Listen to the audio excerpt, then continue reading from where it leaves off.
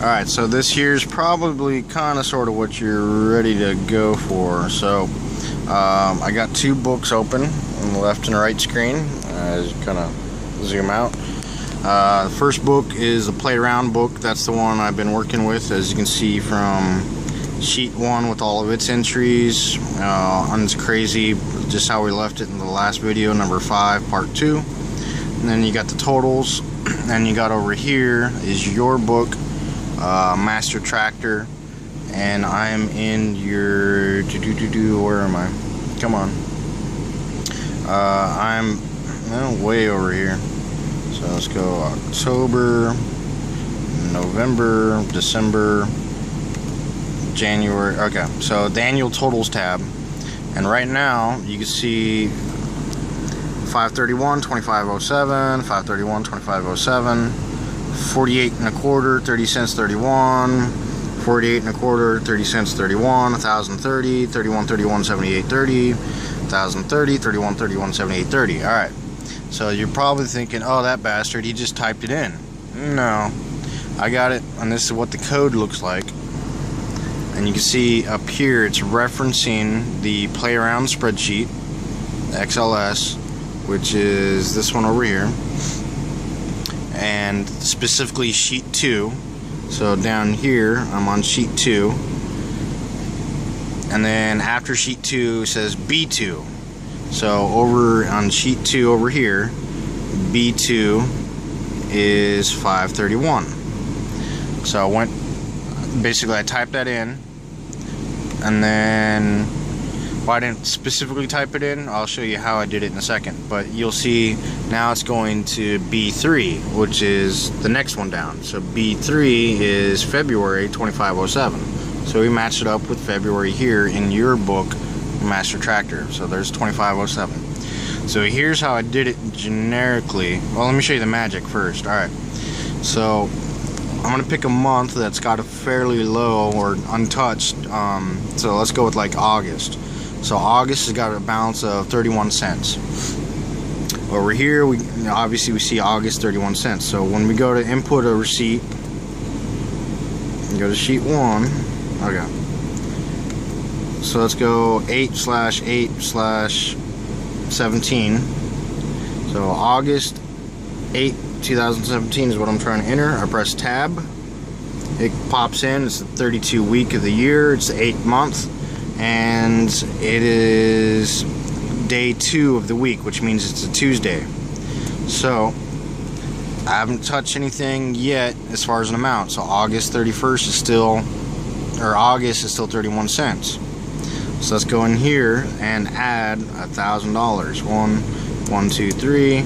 I press enter. Bam. That's all I did was press enter. There's no editing, and magically updated 1031. Let me try to zoom out, and we'll add another one. We'll go with say April. So yeah, we'll do an April Fool's joke. So 4/1/17. It automatically fills in. It's the 13th week, the 4th month, day 6. So April Fool's is going to be a Saturday this year. And again, April over here is only at 30 cents. So you're going to see me put in, let's put in $5,000. 5,000. I'm about to press enter. Alright, as I push enter, it's going to change up over here. And I was entering it here, and you're like, come on, just hit enter, motherfucker. But yeah, I'm going to press enter, and it'll change. Bam. So it's inputted over here, and it's changed over there, and all I did was press enter. And again, it's the way the code was written in to be updated. Hello, mouse, where'd you go? So April now has a total of the 5,000. And again, this one is not linking from page sheet 1. It's linking to sheet 2. So everything on sheet 2 right now, just what we got in our sample, everything that's in sheet 2 is going to be exactly the same way as your totals on sheet 1. So that means now, let's say this is your fuel book. You got your all your entries in. You can separate it out by the month, by the quarter, however you want to do it. But now you got a total for your fuel book. But now you got a master that has a total of everything. So now, let's say this is your January fuel column. You know, January, February, March, April. This is just all your fuel column. And over here could be all your truck payments. Everything all lined up. And you have a third book would be your truck payments and your fixed costs. So this one here would be like your master book. And it's gonna link to the other book. So this one, let's say, you know, right now we got that as fuel. This one here, let's say, is all your trips, you know, entire program, the stuff you want to keep track of there. I'm trying to remember some of the other spreadsheets that you had sent, but lease payments, fixed costs, everything, all just summed up on one sheet, one book, and that's all you need. But again, let me show you how I initially did it. And I got like I got 10 minutes to do it, but I'll do it in 4 minutes or less, hopefully. So I'm going to go ahead and delete.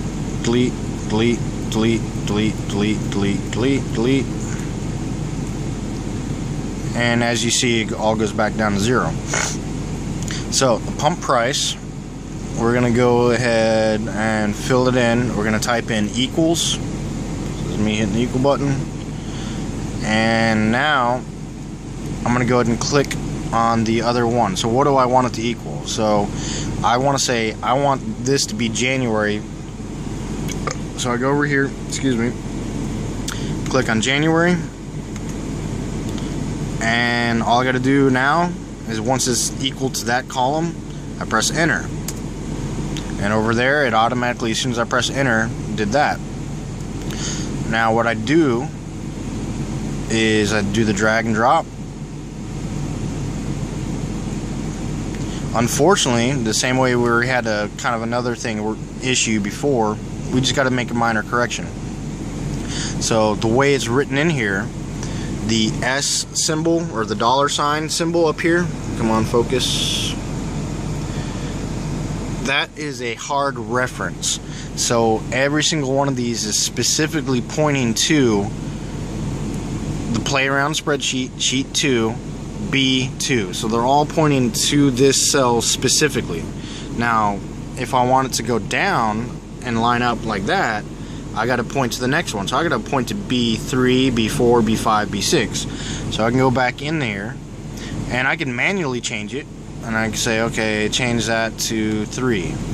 So I press my delete key and then I put in 3. So we see that it's B3, and I press enter. And again, it's going to pop up with that little green thing like, hey, this one's different than all the rest. Alternatively, I go and delete all these now. And before I did the trick drag and drop, slide, you know, pull it down, I can go in here and I can remove that $, or in front of the 2. So I'm going to go ahead and hit backspace. Or delete if you're in front of the $, but backspace. So now it's hard coded to specifically read B, or row B, but as I go down, it's going to match. So 2 turns to, you know, 3, 4, 5, going all the way down. So now that I got it set this way, where it's hard coded for the column, but the row can adjust, now I should be able to just slide it down.